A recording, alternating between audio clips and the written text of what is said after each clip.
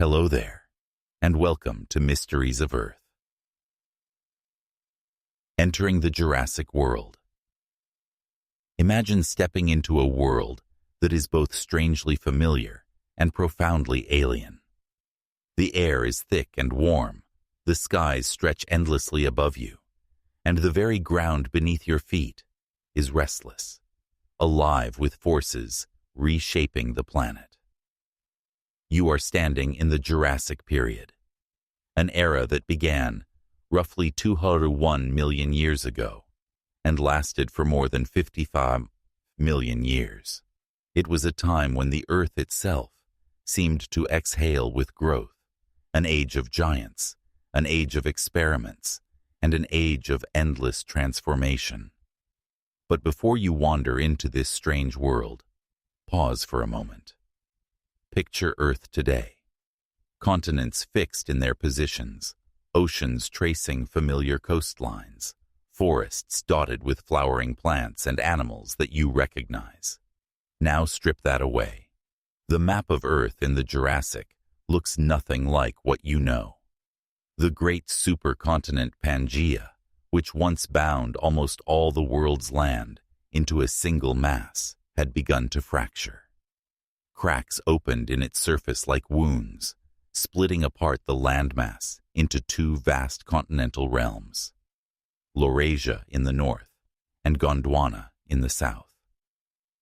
In between, seas spilled into the rifts, filling them with shallow, warm waters that sparkled with new life. The very geography of Earth was being rewritten. Mountain ranges rose as plates shifted, rift valleys stretched into yawning scars, and coastlines formed where none had existed before. With every fracture and drift, new ecosystems were born.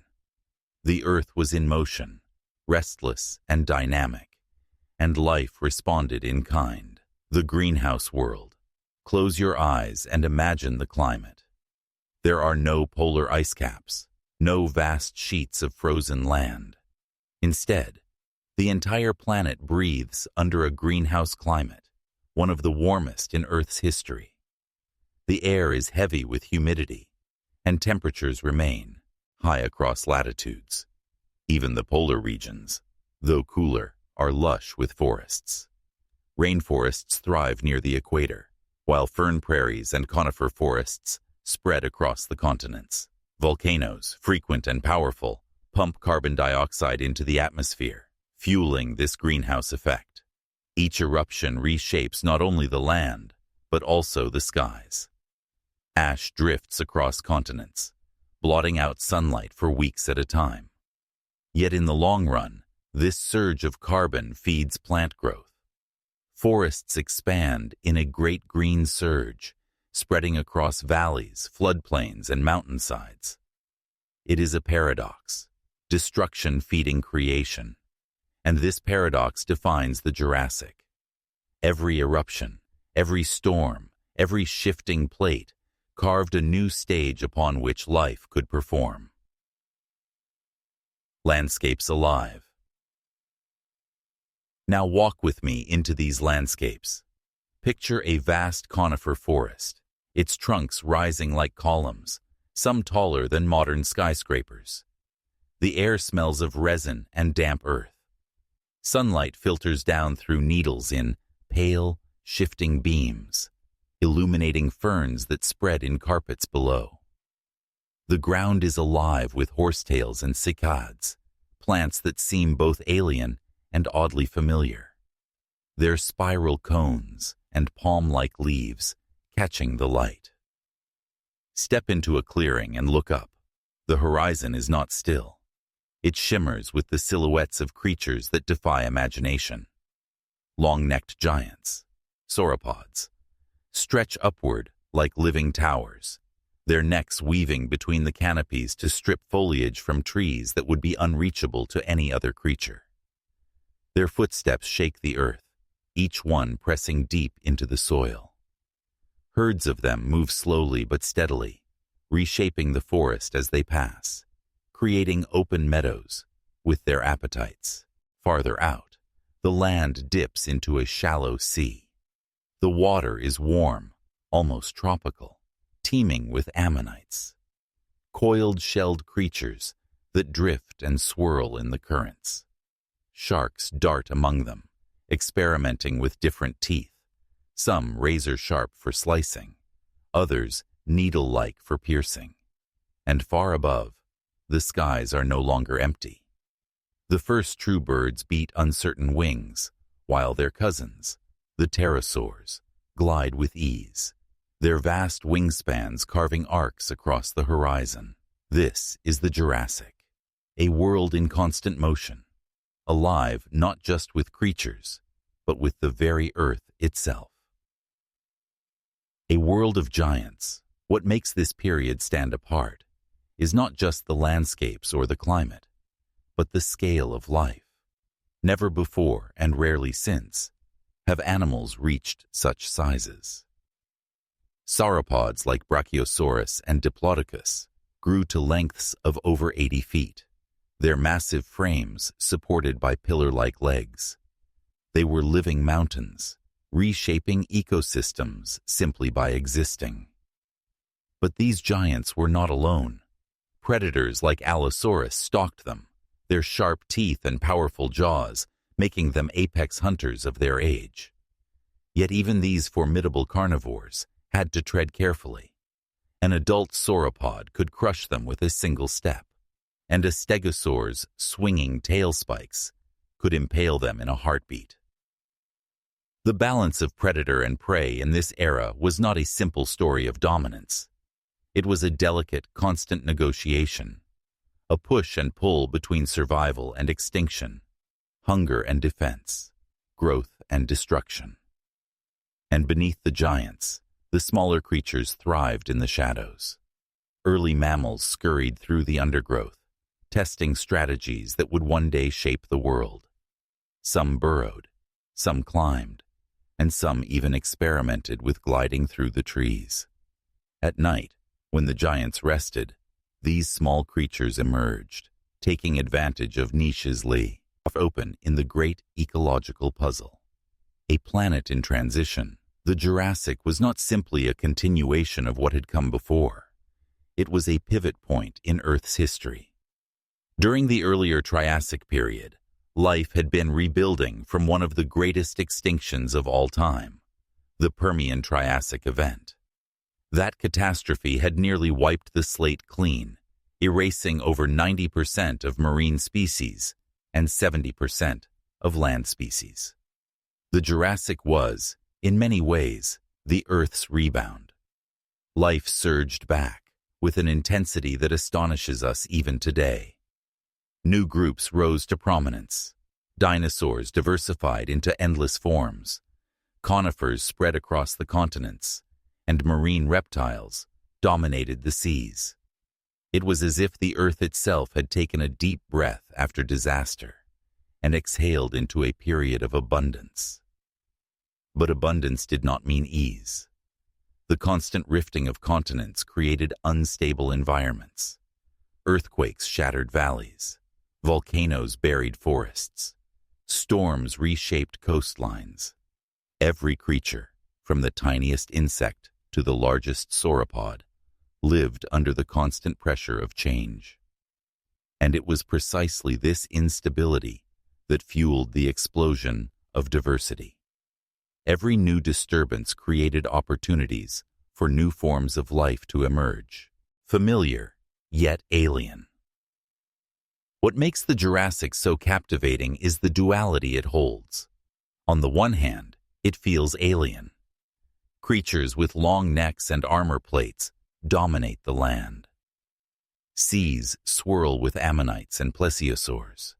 Forests tower with plants that look like relics from another planet. And yet, at the same time, it feels familiar. Birds in the sky, mammals in the shadows, insects humming through ferns. These are things we know. They are connections between that ancient world and the one we live in now. The Jurassic is not some distant myth. It is the foundation of the present. It is a world we can almost recognize, as if glimpsed through a dream. Entering the story. So as we step into this age, what do we carry with us? Perhaps a sense of humility, for in the Jurassic, we are not the dominant force.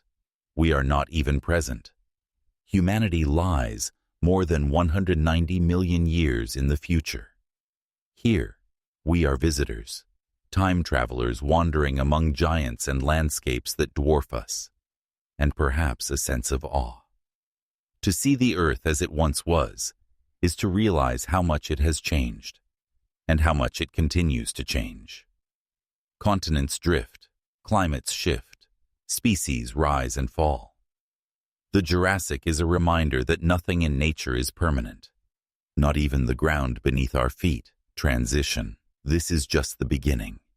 The Jurassic world you've entered is vast, but it is also layered with stories waiting to be uncovered. Stories of experiments in survival, of predators and prey locked in delicate balance, of plants and animals shaping each other's destinies. Fossils will carry us deeper. Landscapes will reveal their secrets, and the lives of creatures long gone will whisper through stone. The question now is not just what Earth looked like during the Jurassic, but how life endured, adapted, and thrived in a world of constant change. And so, as we leave this first glimpse of the Jurassic world, we turn to the next chapter, the story of survival itself, where the rules of life were tested in every forest, every sea, and every breath of air, a symphony of sound. Close your eyes. Let the silence of your own room fade. Now, listen, not to the present world, not to the hum of machines or the distant sound of traffic, but to an Earth that thrived 170 million years ago. The Jurassic was never silent. It was alive with voices, with rhythms, with a soundscape both haunting and majestic. Imagine yourself standing on the banks of a river that winds through a fern-covered valley. Mist clings to the air, heavy with moisture. The sun burns dimly through a haze, warming the soil and stirring life. And then, the world begins to sing. The voices of giants. From the tree line comes a bellow, deep, resonant, so vast it vibrates through your chest. A sauropod, perhaps a diplodocus or Brachiosaurus, calls across the plains. Their voices are not high or sharp, but low, powerful, carrying for miles. These enormous plant eaters, some longer than a modern blue whale, used their voices as signals, warnings, greetings, perhaps even songs of reassurance to their herds. Their sound is the bass line of the Jurassic Symphony, deep, constant, grounding the rhythm of life. Now add another voice, the sharper barking cries of smaller theropods echoing from the forest edge. Carnivores, alert, restless, their calls slicing through the air like trumpets in a primal orchestra. A predator's voice does more than mark territory. It spreads unease. Each note reshapes the silence, pressing on the nerves of every listening creature. The hum of the small. But the giants do not sing alone. The Jurassic world thrums with the wings of countless insects. Dragonflies the size of your hand dance over ponds, their wings beating a soft, papery rhythm. Beetles clatter through undergrowth, their armored bodies clicking against leaves. Cicada-like creatures whine in hypnotic waves, rising and falling with the heat of the day. Together, they weave a constant backdrop, the percussion section of the Jurassic orchestra. Buzzes, hums, and rattles fill the gaps between larger voices. And while we may think of them as background, in truth, these tiny performers shaped the very fabric of Jurassic sound. Imagine nights filled not with silence, but with endless insect chatter. A pulse of life so steady, it became the heartbeat of the ecosystem. Amphibians and reptilian choruses, now shift your ears to the wetlands. Listen closely. Frogs and amphibians croak in throaty, resonant tones.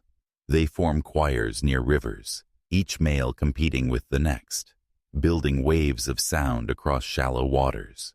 Croaks echo off reeds and ripple across ponds. Lurking nearby, crocodile ancestors break the calm with guttural hisses and bellows, resonating through their armored bodies. Their calls are not delicate. They are primal, vibrating through the swamp, a reminder that beneath still waters waits sudden violence.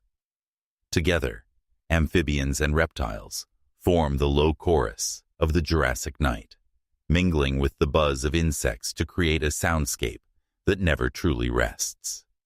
The voice of the earth itself, but perhaps the most haunting sound of the Jurassic, was not born of life at all. Listen again, deeper beneath the creatures. The earth itself was alive with sound. Volcanoes rumbled across the splitting continents. The supercontinent Pangaea had already begun to tear itself apart, and as it fractured, fire was unleashed. Boiling magma surged beneath the crust, erupting in fountains of molten rock. Explosions shook valleys, followed by rolling echoes of thunderous collapse. The earth roared as it reshaped itself, and with each eruption, the air filled with the hiss of ash falling like rain, blanketing forests in muffled silence. The planet's voice was unpredictable, sometimes a distant hum, other times a violent crash that reminded every creature of the fragile ground beneath their feet. Even rivers and oceans joined in the song. The rush of powerful currents carved through canyons, the crash of waves against early coastlines, created rhythms as eternal as time itself. The sea, too, was never quiet, filled with the echoes of reptiles gliding through water, snapping jaws, and the distant drumming of storms over open horizons. A world that hummed. Put it all together now. The calls of dinosaurs, the whine of insects, the croaks of amphibians, the rumble of volcanoes, the crash of waves. Do you hear it? The Jurassic was a symphony without silence, a world where every living thing, and even the earth itself, played its part. And yet, for all its noise, it was never chaotic. It was balance. Each sound carried meaning. Each vibration told a story. For a sauropod, a distant bellow was reassurance of the herd. For a predator, the sudden silence of insects could mean prey nearby. For amphibians, the croak was survival, a declaration of territory, a call for mates. Life in the Jurassic moved not only by sight or smell, but by sound. Creatures felt their world through vibrations in the ground, in the air, even in the water. To live was to listen, perspective from silence. And now, let's return to the present. Step away from the Jurassic soundscape. Feel the silence of our modern world in comparison. For humans, silence is rare. But for the creatures of the Jurassic, silence was alarming. A quiet forest might signal a predator, an approaching storm, or the aftermath of catastrophe. What we call silence today might have been the most terrifying sound of all. The Jurassic as music. If you think of the Earth's history as a grand performance, then the Jurassic Period was a crescendo, a time when life's orchestra swelled with power and variety. Its melodies were complex, layered, primal. And though no human ear was there to hear it, the echoes remain.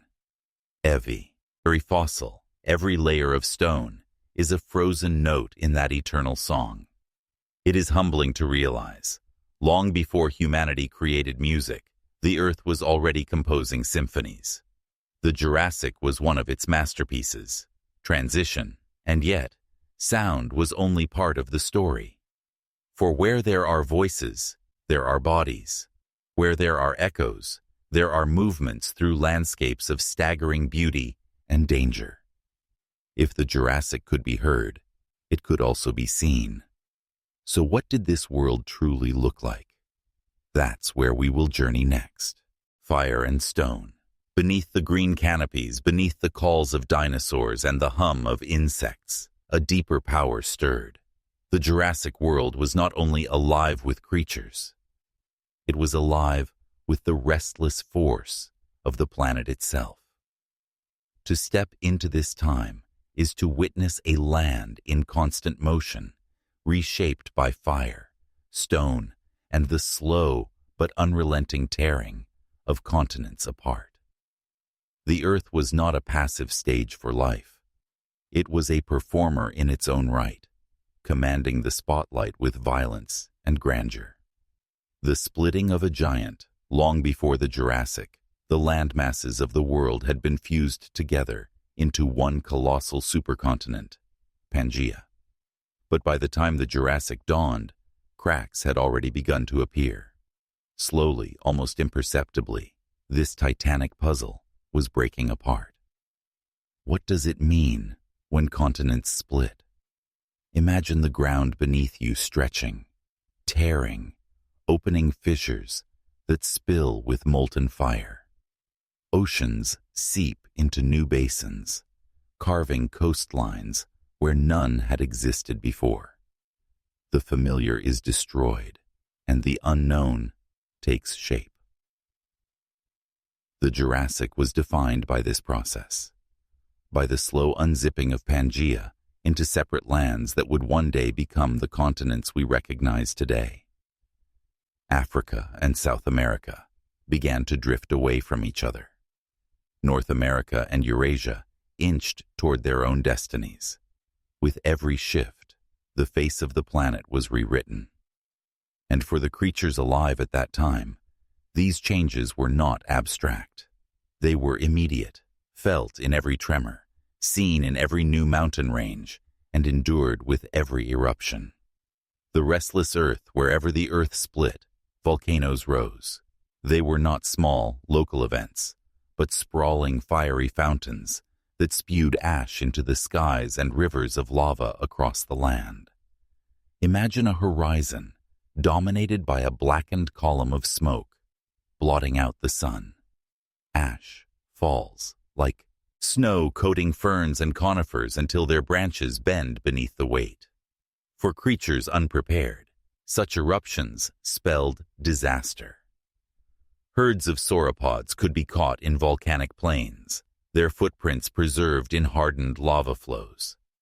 Smaller animals suffocated beneath the weight of ash. Entire forests burned, only to be buried beneath cooling stone. And yet, out of such destruction came renewal. The very same volcanic ash that suffocated life also enriched the soil, turning barren plains into fertile valleys. Lava hardened into new land, sculpting coastlines and carving islands where once there had been sea.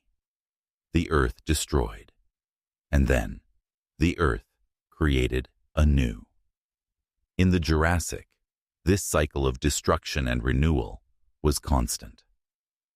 Quakes that shook the world. But fire was not the only voice of the earth. Stone itself moved, grinding, buckling, tearing.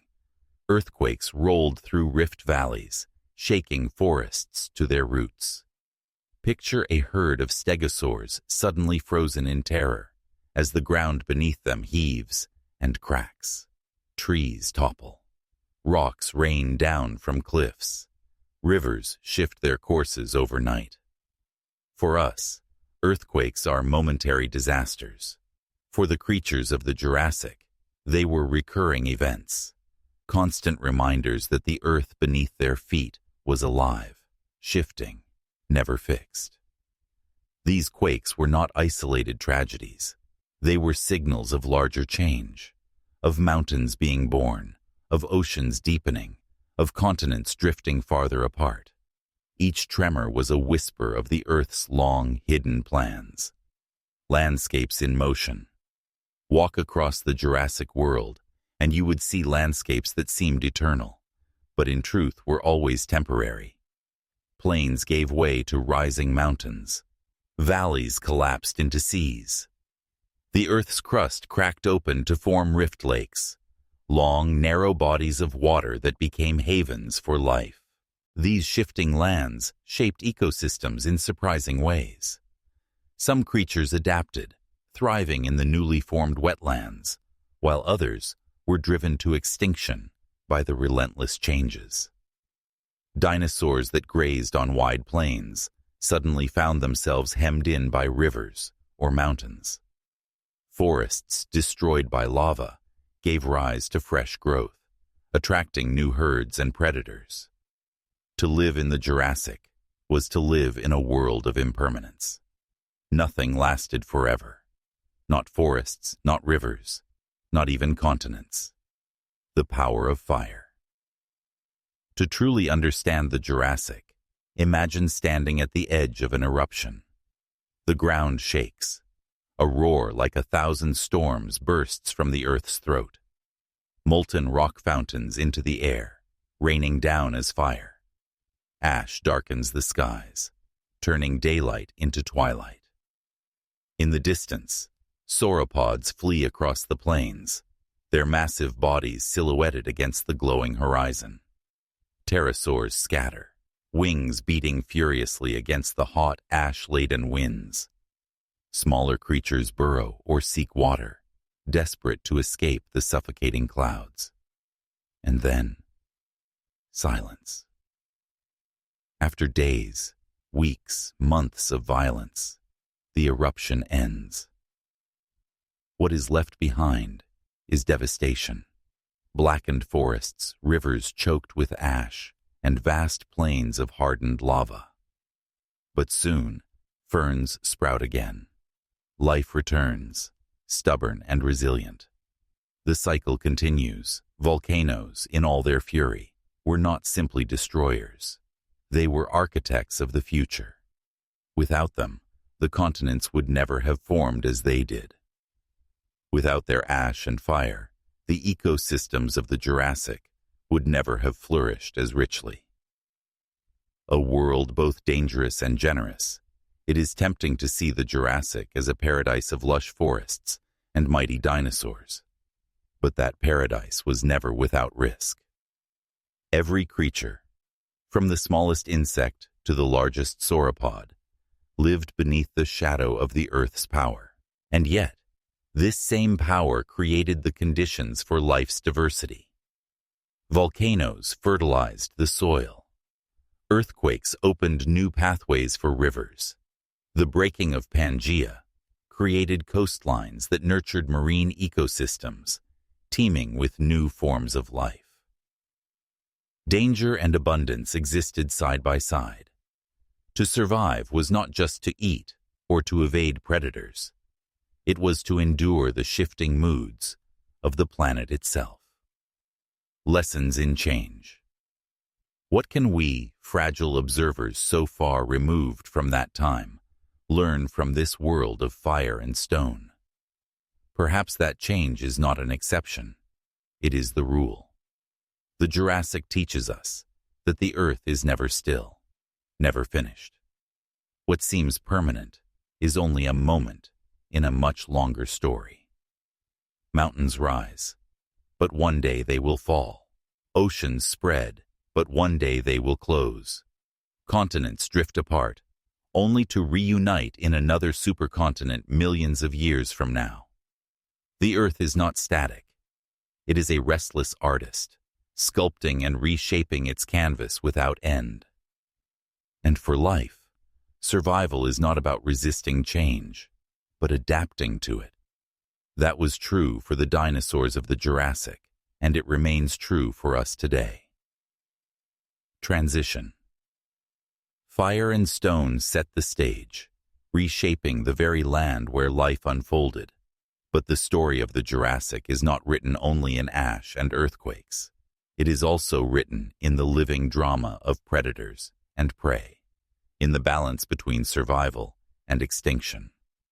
So as the land trembles and the skies burn, let us now turn our gaze to the creatures themselves, to the rulers of this restless earth, and to the eternal game they played. Forests of giants. The Jurassic world was a stage of restless continents, roaring volcanoes, and trembling earthquakes. Yet, in the spaces between fire and stone, another force quietly shaped life's destiny. Not a predator, not a disaster, but the still and patient kingdom of plants. Before the dinosaurs could thunder across the land, before the air was filled with the leathery wings of pterosaurs, there had to be forests. Green, endless forests. They were not silent, for the wind carried their whispers, and creatures rustled through their shadows. But they were the steady backdrop to all Jurassic drama. To enter these forests is to step into another world, one at once familiar, yet hauntingly alien. The green architects look around. Towering conifers stretch toward the sky, their needles glistening in the warm Jurassic air. These trees are ancestors of the pines and cedars we know today, yet in this ancient age, they ruled with unmatched dominance. Their trunks, some thicker than a dozen men linked arm to arm, cast shadows across the land. At their feet grow cicades, squat but resilient plants crowned with stiff palm-like leaves. For millions of years they thrived, adapting to droughts, fires, and floods. Some bore cones filled with seeds, feasts for the herbivores that passed through. In wetter lowlands, horsetails rose in dense thickets. Their hollow stems reached several meters high, shimmering with green light where the sun caught them. These were survivors from even older times, stretching back to the Carboniferous, and in the Jurassic, they still clung to life with quiet persistence. And then, carpeting the forest floor, the delicate lace of ferns. Some sprawled small, no larger than a hand.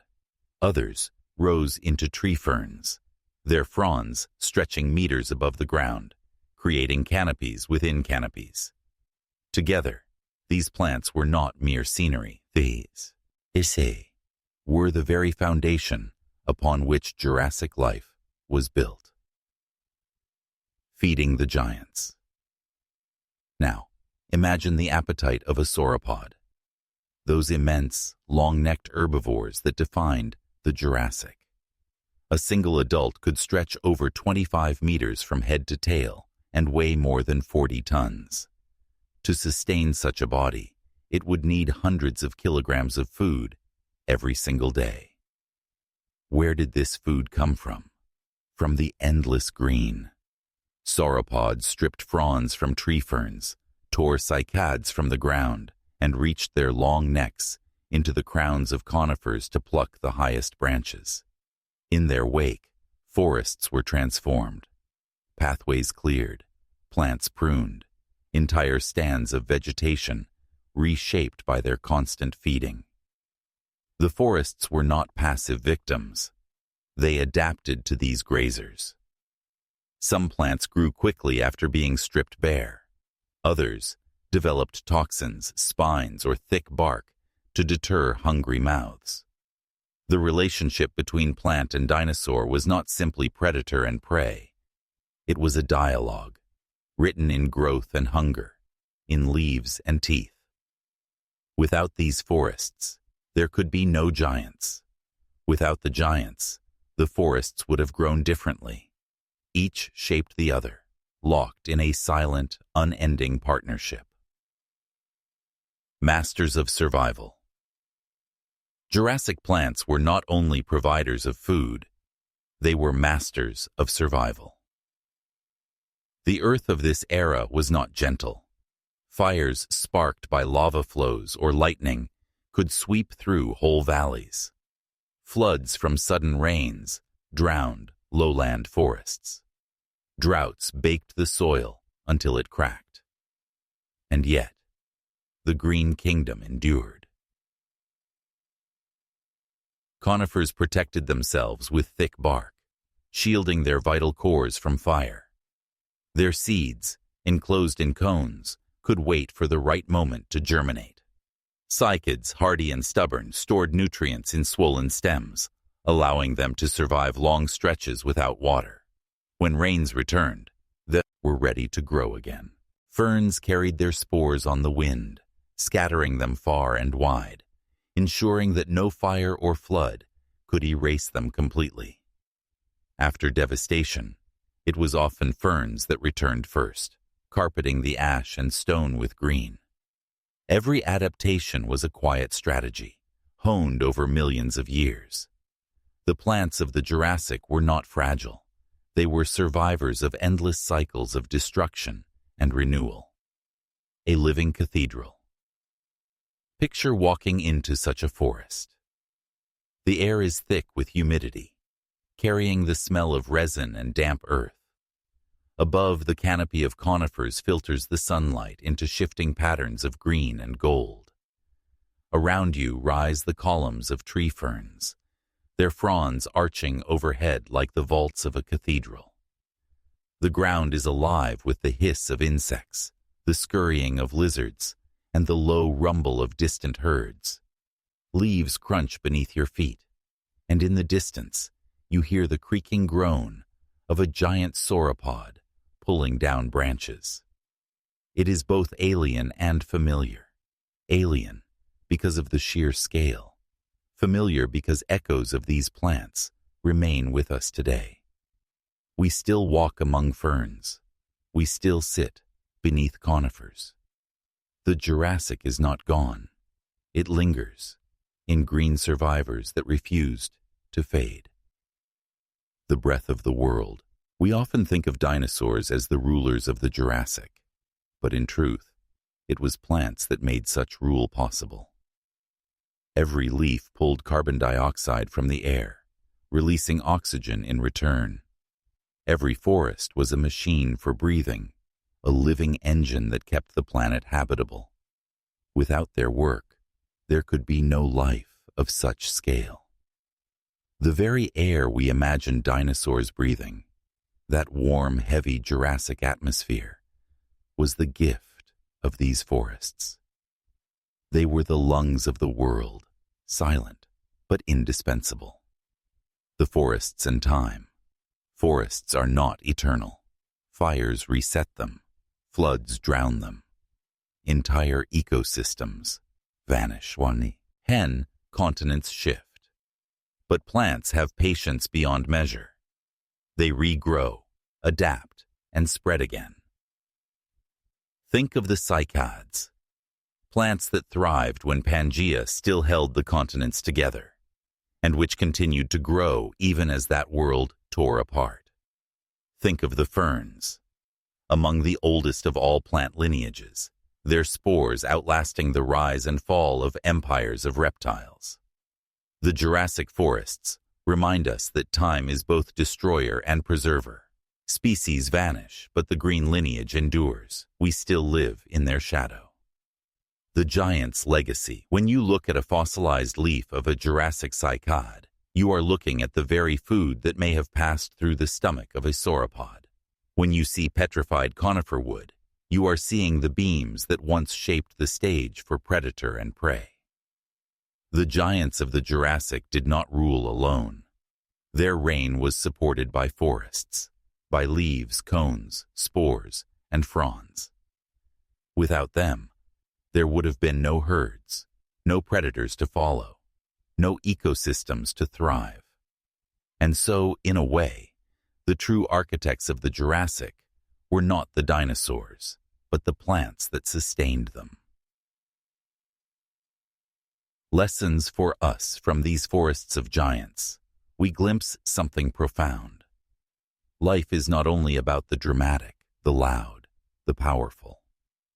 Sometimes it is about the quiet endurance of green, the patience to survive disaster, the strength to rebuild after ruin, In a world constantly reshaped by fire and stone, the forests remind us that survival belongs to those who endure, adapt, and grow again. Transition. And so, beneath the towering conifers and sprawling ferns, the stage was set for the great dramas of the Jurassic. Predators lurked in the shadows. Herds moved through the valleys. Life thrived in the green embrace of its patient architects. But the forests were not silent for long, for in their shade unfolded one of the greatest rivalries of all time, the eternal dance of predator and prey. Experiments in evolution. The Jurassic was not only a time of towering forests and giant reptiles, it was a living laboratory, an age of relentless experimentation when life itself seemed to ask, what if? What if shells curled into spirals upon spirals? What if bones stretched into sails and crests that caught the air? What if teeth and spikes, feathers and fur appeared in strange combinations never seen before? Evolution in the Jurassic was not a steady march toward perfection. It was a wild orchestra, each species trying a new note, a new design, some destined to fade, others to echo into our own time. The ocean's spirals let us begin where life has always thrived, in the sea. Here, coiled like intricate jewels, drift the ammonites. Cousins of the squid and octopus, they lived inside spiral shells that ranged from the size of a coin to that of a wagon wheel. Some shells were tightly coiled, others twisted into bizarre, tangled shapes that seemed almost impractical. And yet they worked. Ammonites floated through the waters, their tentacles probing for prey. Their shells bore ridges and patterns like fingerprints of evolution, each one a silent record of adaptation. Why so many shapes? Perhaps to balance buoyancy, perhaps to deter predators, perhaps simply because evolution kept trying, reshaping and discarding designs in an endless search for survival. In the Jurassic seas, ammonites were everywhere, food for marine reptiles like ichthyosaurs, yet survivors in their own right. They remind us that beauty and function were never separate in nature's experiments. The armor of the earth. Now step onto land, where another experiment lumbered across the forests. The Stegosaurs, armored giants, their backs lined with enormous plates, their tails armed with spikes as long as a man's arm. Why plates? Some paleontologists suggest they were shields of defense.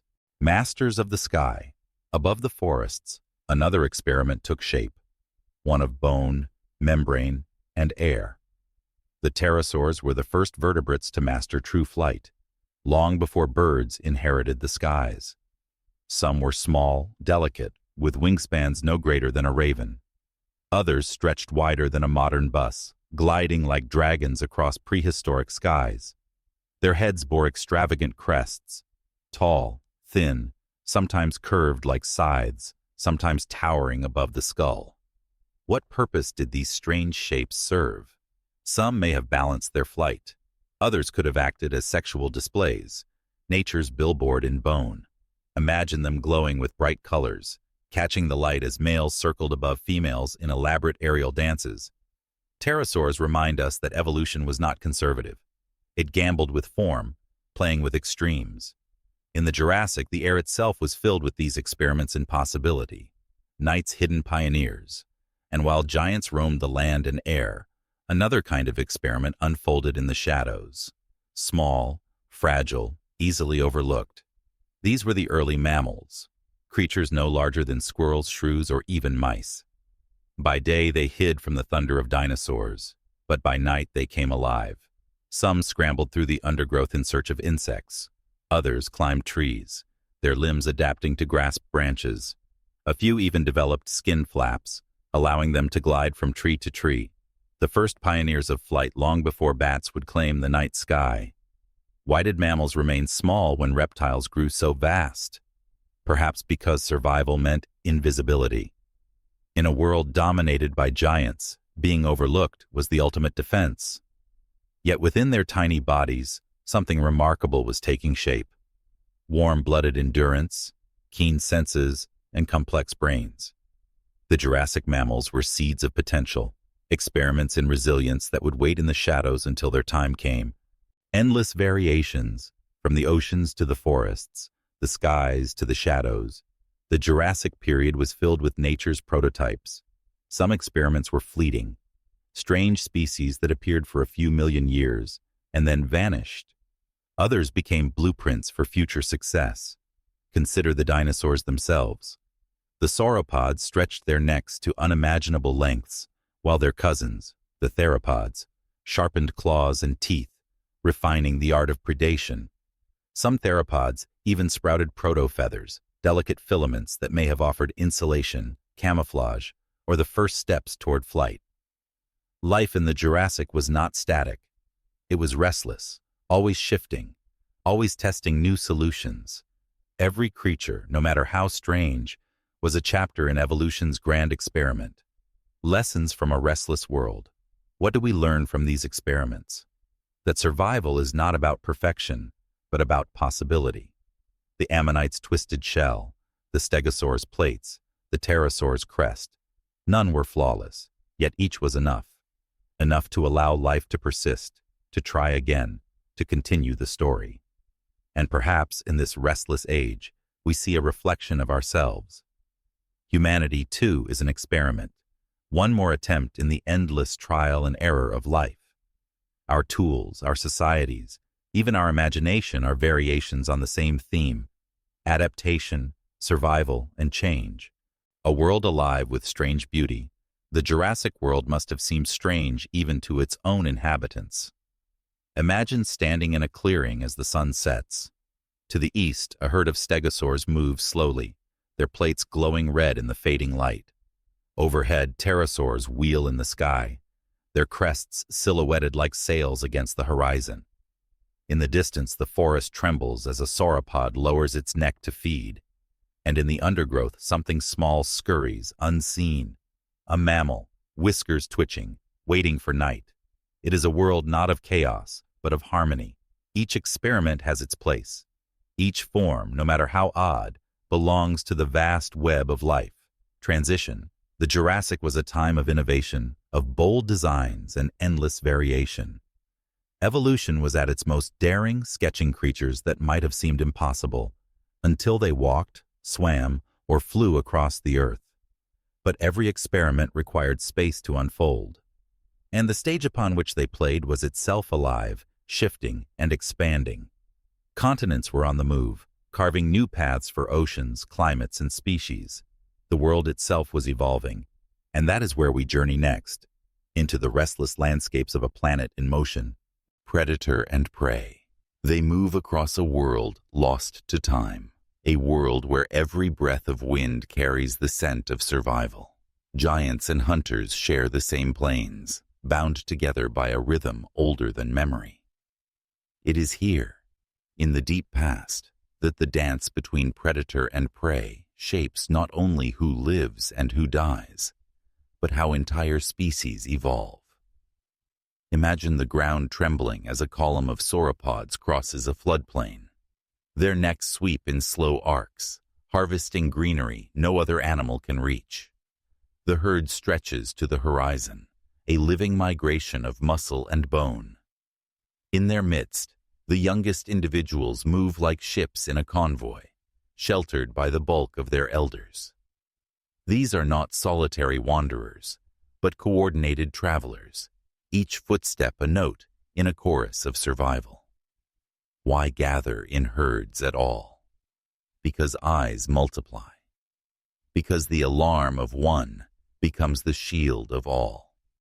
Because in this place, being the first to sense danger is as important as strength itself.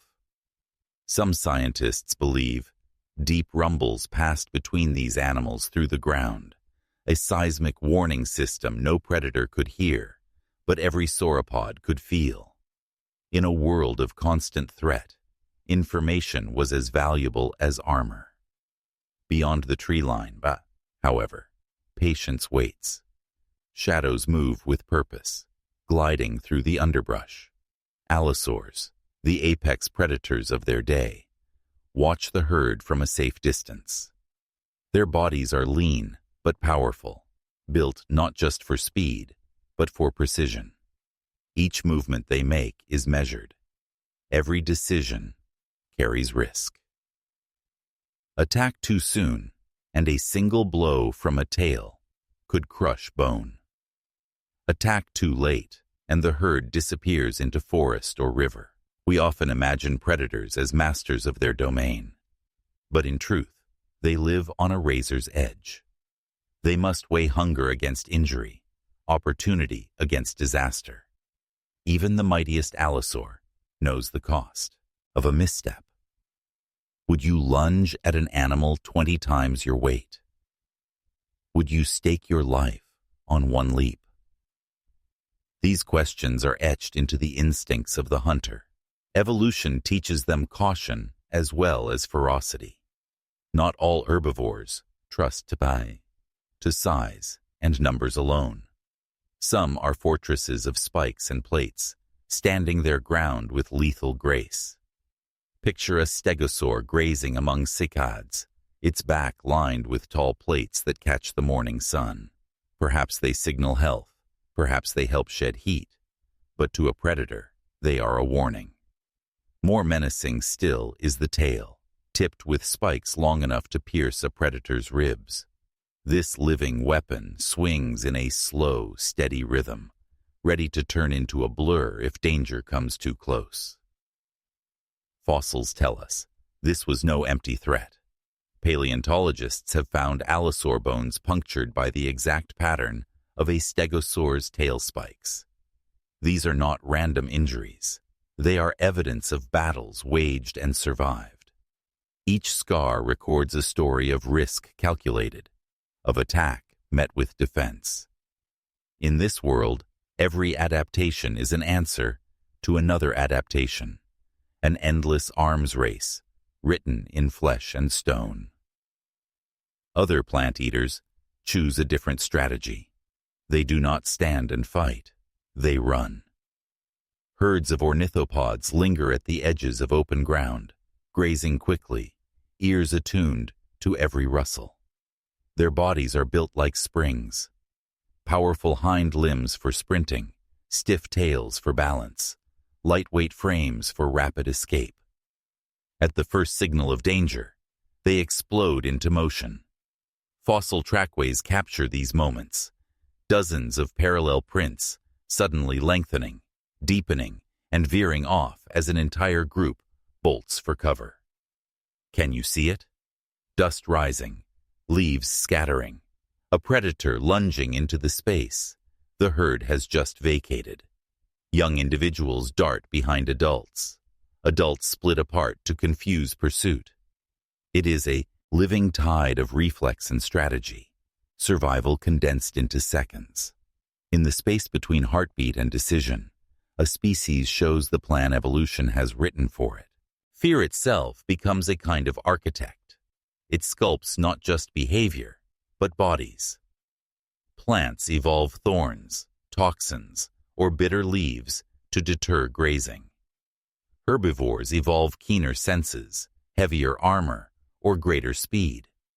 Predators evolve stealth, cooperation, sharper claws. Each response pushes the other to change. This feedback loop builds complexity far beyond a single chase or a single kill. It shapes entire ecosystems.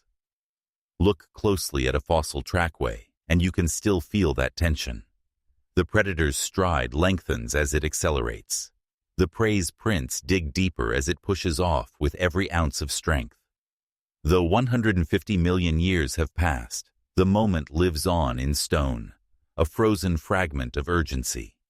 We like to picture the past as calm tableau, dinosaurs posed under a perpetual sun.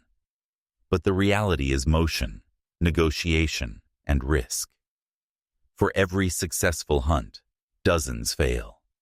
For every predator that feeds, another starves. The balance is never static. It pulses like a heartbeat.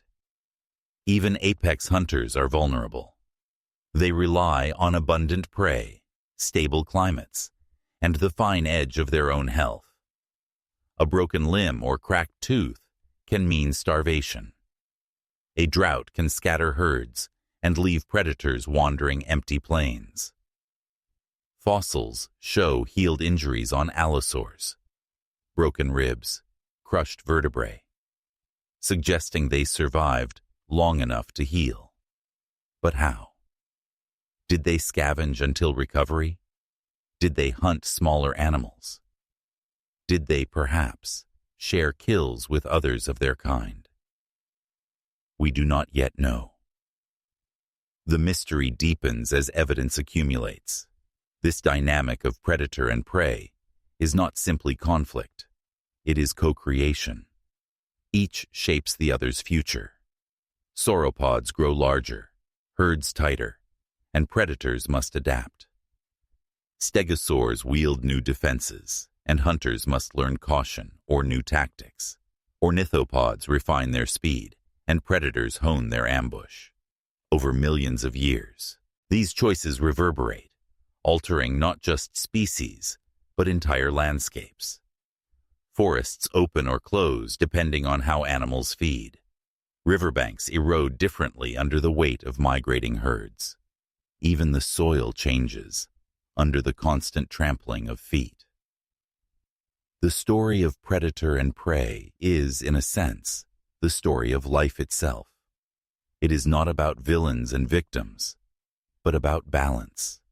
Fear and opportunity are two sides of the same ancient coin. Without prey, predators perish. Without predators, prey overruns the land, stripping it bare. Each needs the other to remain whole. This tension creates diversity, resilience, and, ultimately, the ecosystems we marvel at today. Standing in a museum, looking at skeletons locked in silent display, it is easy to forget this. The bones are still, but once they pulsed with blood, nerves, and purpose. They belonged to beings who felt the press of hunger, the jolt of alarm, the surge of triumph. They lived within a system of choices and consequences we can only partly reconstruct. Yet in their fossils, we glimpse enough to understand. Survival is never guaranteed, only negotiated. And as you picture this world of colossal herbivores and cunning predators, consider what it foreshadows. The strategies refined here, herding, defense, flight, cooperation, patience, will echo forward into other ages. They will shape mammals, birds, and eventually us. We, too, are descendants of survivors who mastered the balance between risk and reward. We carry those instincts still, even as we stand far from the plains of the Jurassic. The Mesozoic was not a static stage, but a moving drama, and each interaction between predator and prey was a rehearsal for the future. What lessons linger in those rehearsals? What echoes of them do we still feel in our own behavior, our own societies, our own fears? The answers lie just beyond the next bend in time.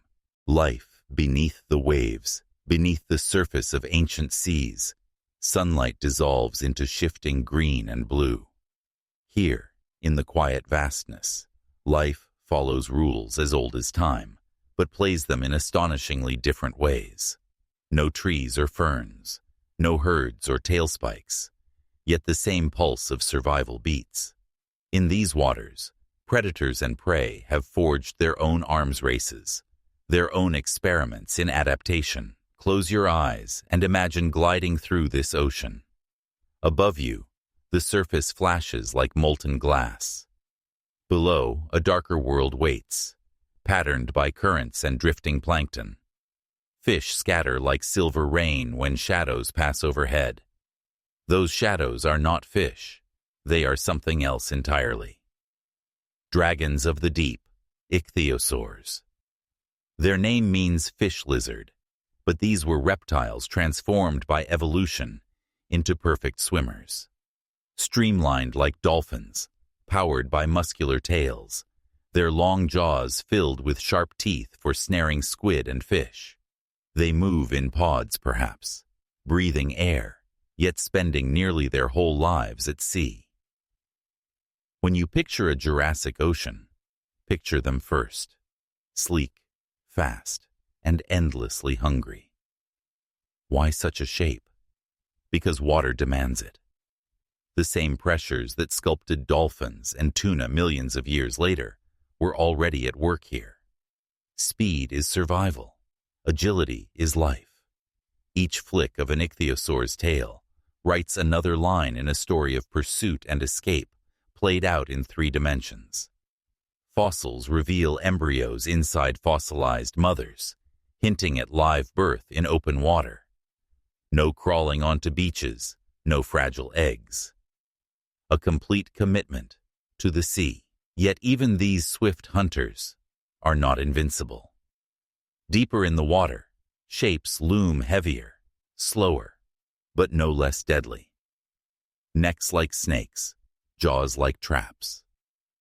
Plesiosaurs drift through the midwater, their bodies broad and flippered, their necks astonishingly long, some as long as the rest of the body combined.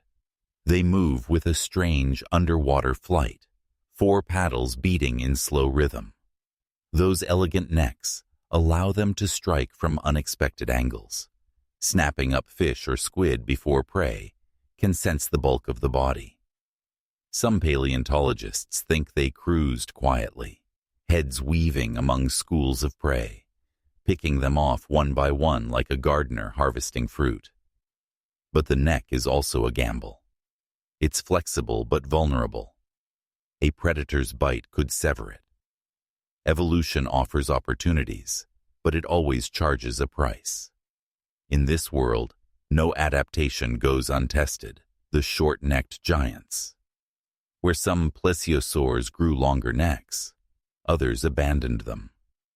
Pliosaurs, cousins of the plesiosaurs, went in the opposite direction.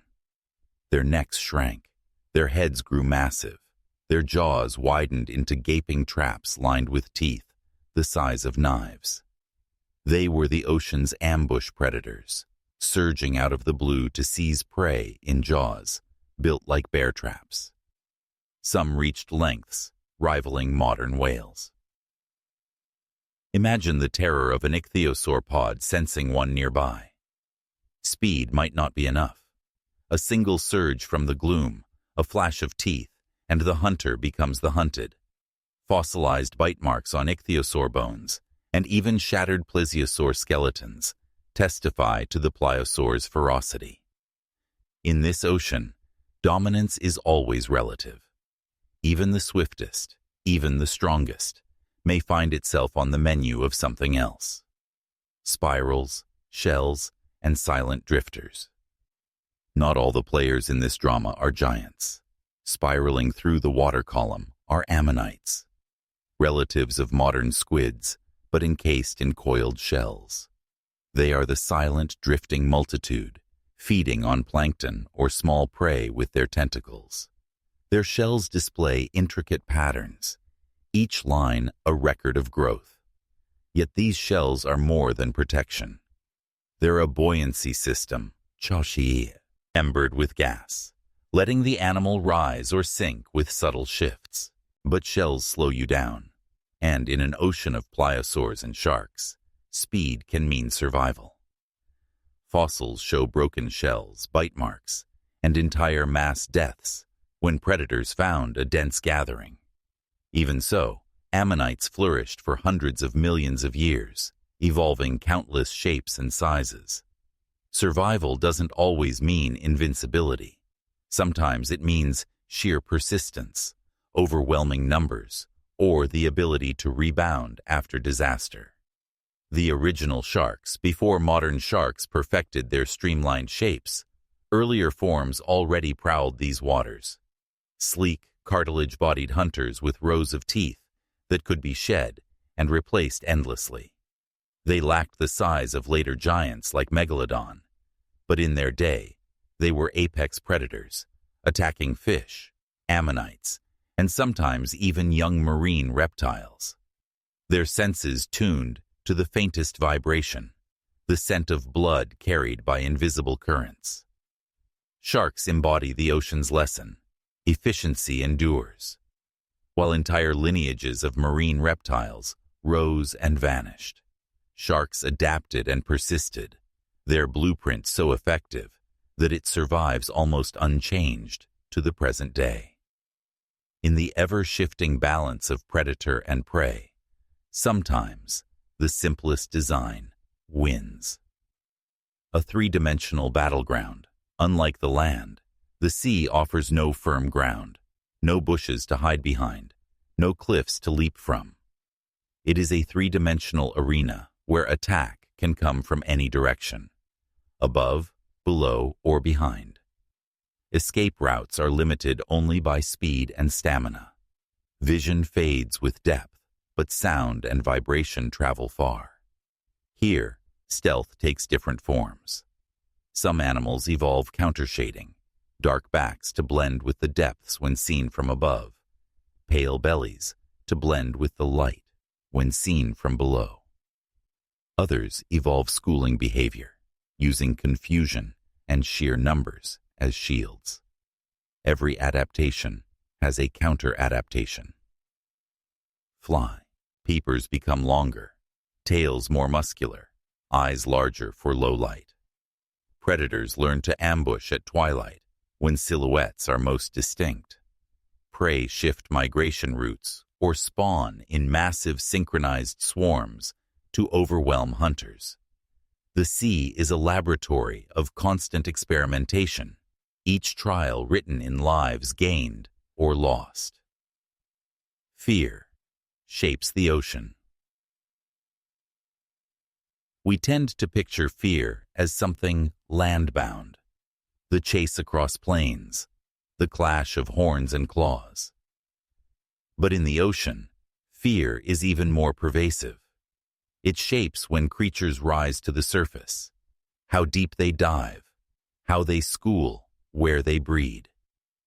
Fossilized Lagerstätten, exceptional sites of preservation, sometimes show entire assemblages of fish and ammonites, frozen as if by panic. Perhaps a sudden predator, perhaps a storm, perhaps something we cannot yet guess. Even in death, the record hints at tension. And like on land, predators here are not all-powerful. A broken flipper, a cracked tooth, a missed strike in the wrong moment can spell doom. Many marine reptiles show healed injuries, suggesting they survived encounters, but also reminding us how close survival and failure lived together. The ocean, vast as it seems, offers little mercy. The great experiment. Look at this panorama of life. Ichthyosaurs birthed at sea, plesiosaurs turning their necks into weapons, pliosaurs refining brute power, ammonites coiling their bodies into floating fortresses, sharks perfecting sensory arrays. Each is an experiment, an answer to a problem posed by the environment and by the other creatures in it. Over millions of years, winners and losers trade places. What thrives one epoch vanishes the next. What seems fragile sometimes endures. This is the ocean's version of the same drama we saw on land. Predator and prey locked in mutual creation. But here the stakes are fluid, literally. Currents shift, sea levels rise and fall, continents break apart, climates warm and cool. Each change tests these designs. Some will pass, some will fade into extinction. Lessons from the deep past. Why should we care about these long-vanished seas? Because they show us that survival is not about a single strategy. It's about flexibility, balance, and sometimes sheer luck. The ocean remembers everything: the rise of new forms, the fall of giants, the quiet persistence of creatures that never became famous, but endured all the same.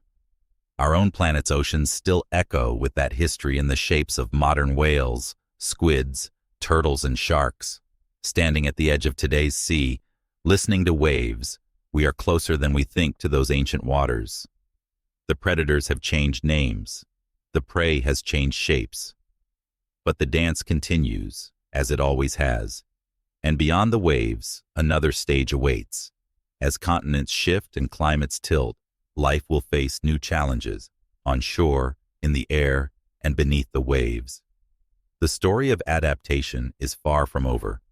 In the next chapter, we will step back onto land to watch the world itself transform, forcing creatures to reinvent their lives or vanish into the fossil record.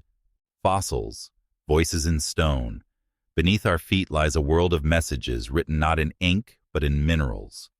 Every hill of sandstone, every slab of shale, every block of limestone is a library of stories.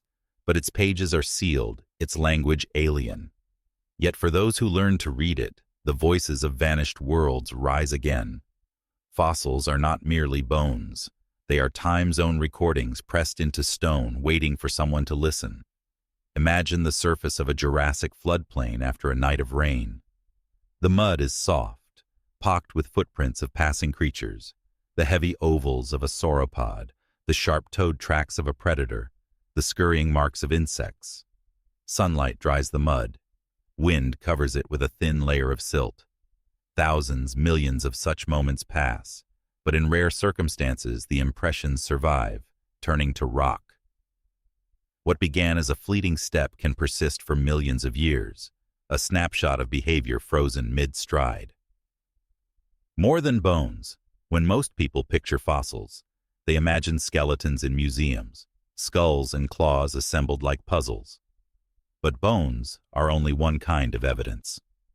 Paleontologists have learned to look for subtler traces: nests, eggshells, droppings, plant imprints, even the delicate wings of insects. Each fragment is a clue to an entire ecosystem. A nest, for example, is a story of care. Fossilized clutches of eggs show not just where a dinosaur laid its offspring, but how many at a time, how they were arranged, even hints of whether a parent stayed nearby. The thickness of an eggshell can suggest incubation style. The chemistry inside reveals diet. These are not just stones. They are diary entries, written by animals who never knew we would read them. Coprolites, fossilized droppings, sound unglamorous, but they are treasure troves of data. Within them lie bone fragments, pollen grains, bits of shell. They tell us what a... Reading the fragments, yet fossils do not speak plainly. They are fragments, riddles. Paleontologists act as translators, piecing together context. A trackway can reveal speed and gait if you measure stride length. A cluster of nests can imply colonial breeding. Chemical signatures in shells can map ocean temperatures. Even the orientation of bones can show whether an animal died in a drought, a flood, or a predator's lair. Every discovery is provisional. A single bone can overturn a long-held assumption. Patterns emerge slowly, like constellations out of stars. What we know about Jurassic life today is a mosaic of thousands of such bits, tested and retested as new finds appear. The work is patient, but its reward is extraordinary. A chance to see not just dead things but living systems, entire worlds. Behavior in stone.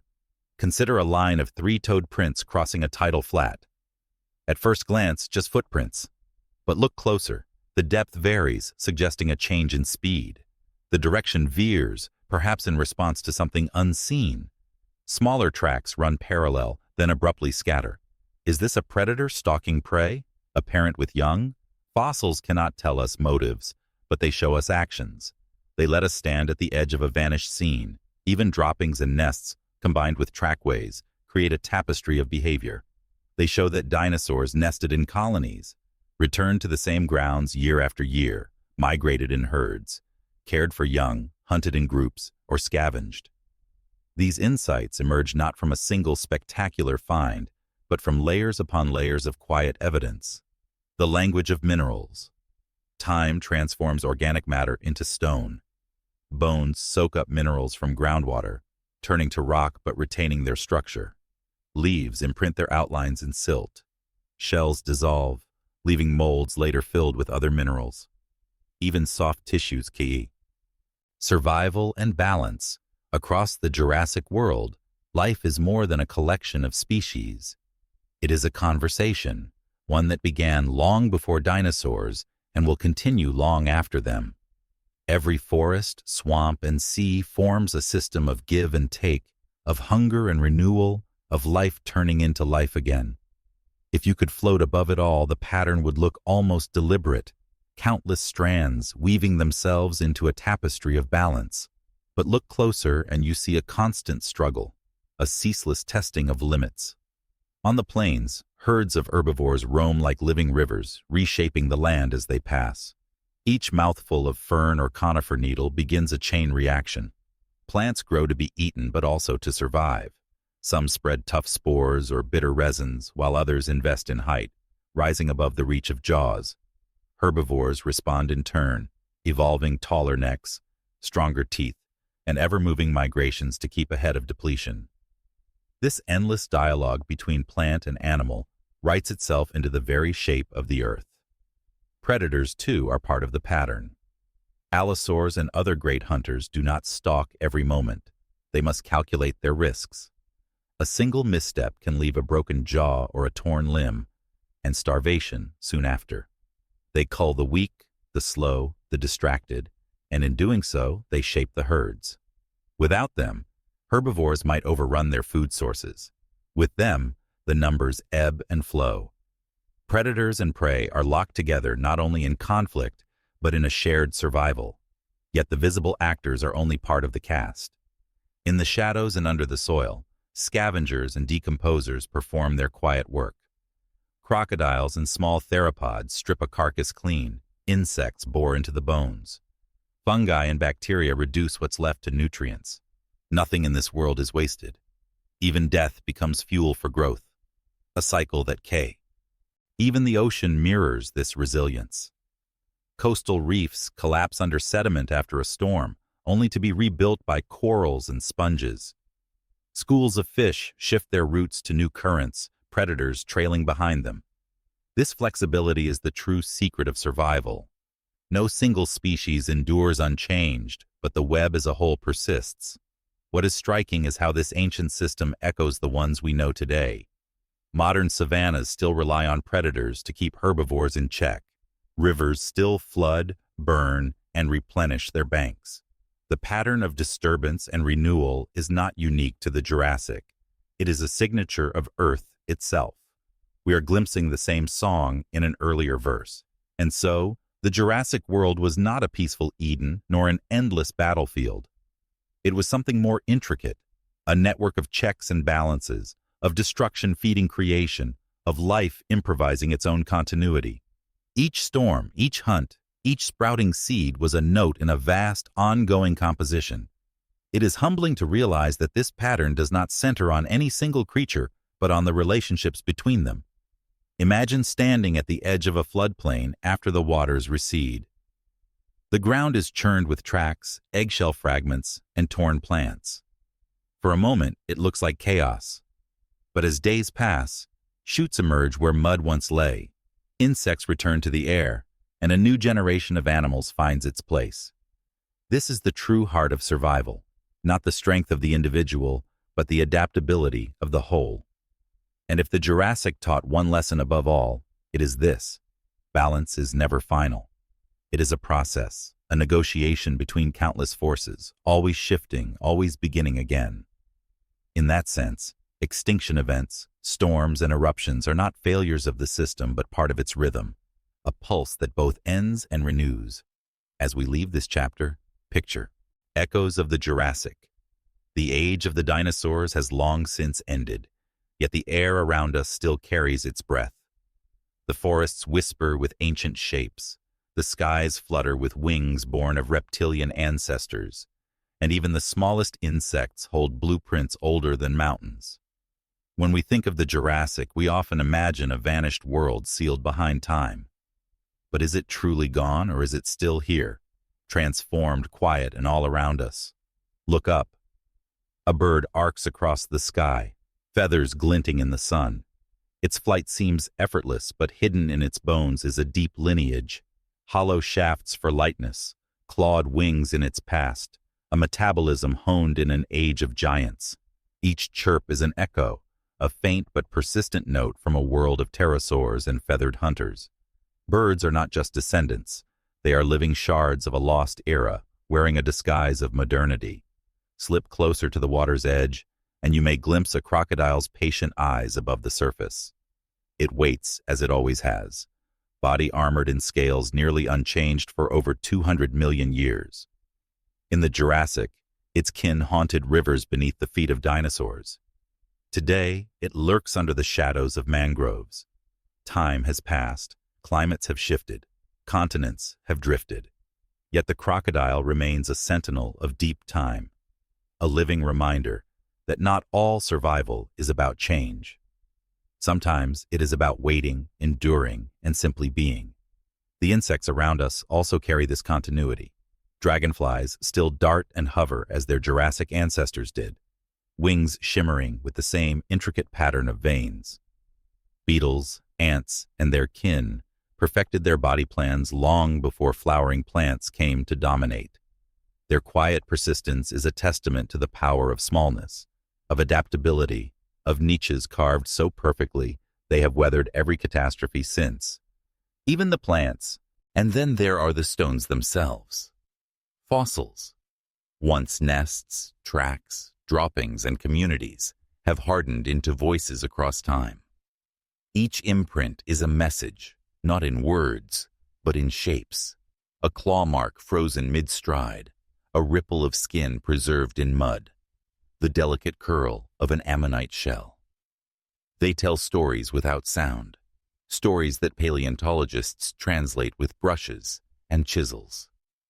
In piecing together these fragments, we are not only reconstructing creatures, but resurrecting relationships, predator and prey, parent and offspring, life and environment. Fossils are not relics of death.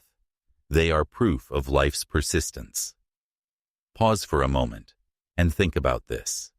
Every time you hold a fossil, you are bridging a gulf of millions of years. The rock in your palm may have once been a soft lakebed under Jurassic skies, trodden by animals whose names we will never know. The weight you feel is not only stone, but time, compressed and silent, waiting for you to listen. In this way, the Jurassic is not confined to museums or textbooks. It hums in the DNA of sparrows, in the slow blink of a crocodile, in the spiral of a fern frond, and in the rocks that litter a riverbank.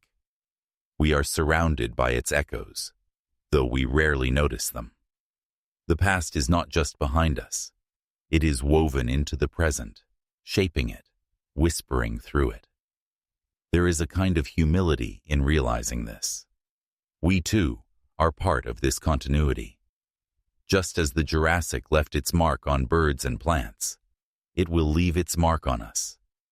In the strata of future rocks, in the fossils of creatures yet to come. One day, someone may stand above our layer and wonder about the beings who once walked here, as we now wonder about the dinosaurs.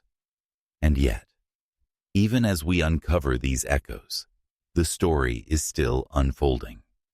Life is not finished experimenting, and Earth is not done changing. We are simply reading an ongoing book, entering at a chapter of our choosing, glimpsing its plot through fragments. The awe lies not only in what has been lost, but in what has survived, and in the recognition that survival and change are inseparable. So when you hear a bird sing at dawn, or watch a dragonfly hover over still water, remember, you are hearing the Jurassic speaking softly. When you touch a fern's frond, or hold a fossil in your hand, you are touching an unbroken thread that runs back hundreds of millions of years. These are not just curiosities, they are connections. As this chapter closes, let your imagination drift to the next horizon of deep time. If echoes of the Jurassic still shape our present, what echoes of today will shape the distant future? What traces of our world will endure, and what new forms will rise from our passing? In the next chapter, we'll turn our gaze from what has survived to what lies ahead and ask, What does the story of deep time reveal about our own fleeting moment in it?